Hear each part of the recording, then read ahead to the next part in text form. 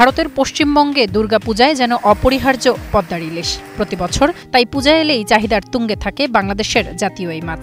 স্বাদে পুষ্টিতে অনন্য ইলিশের চাহিদা মেটাতে এবারেও যশোরের বেনাপোল স্থলবন্দর দিয়ে শুরু হয়েছে ইলিশ রপ্তানি। মঙ্গলবার রাতে প্রথম চালানে পাঠানো হয় ৩৭.৪৬ মেট্রিক টন ইলিশ। ৭টি ট্রাকে এইসব ইলিশ ভারতের পেট্রাপোল বন্দরে প্রবেশ করে। হাওড়ার পাইকারি বাজারে শুরু হয় হইহুল্লোড়। পশ্চিমবঙ্গে পদ্মার ইলিশ মিললেও দাম নিয়ে তৈরি হয়েছে অস্বস্তি। ক্রেতারা বলছেন, এত দামে ইলিশ খাওয়া কঠিন। স্বাদ এবং সাধ্যের নাগাল না থাকায় ইলিশ খাওয়ার শখ বিসর্জন না দিয়ে উপায় থাকছে না। পাইকারি এক পেটি ১৬০০ টাকা বলেছি, ১ কিলো সাইজ, ওরা বলছে ১৭০০।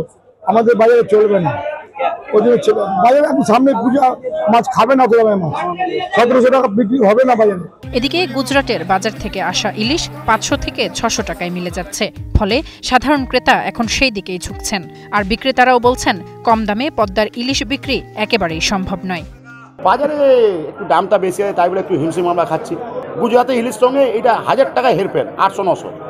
সেই মানে যেখানে আমি ৫০ কিলো নিই, ৬০ কিলো নিই, ১০০ কিলো নিই, ওই পরিমাণে আমি ২০ কিলো নিচ্ছি। মোটামুটি মাছ ভালো আছে, এখন রেট চলছে ওই ১৮০০-১৯০০ টাকা। এখন এর রেট কমবে না বাড়বে কোনো ঠিক নেই। ৫ অক্টোবর পর্যন্ত বাংলাদেশ থেকে মোট ১২০০ মেট্রিক টন ইলিশ আমদানির অনুমতি মিললেও শেষ পর্যন্ত লক্ষ্য পূরণ নাও হতে পারে বলে আশঙ্কা করছেন পশ্চিমবঙ্গের ব্যবসায়ীরা।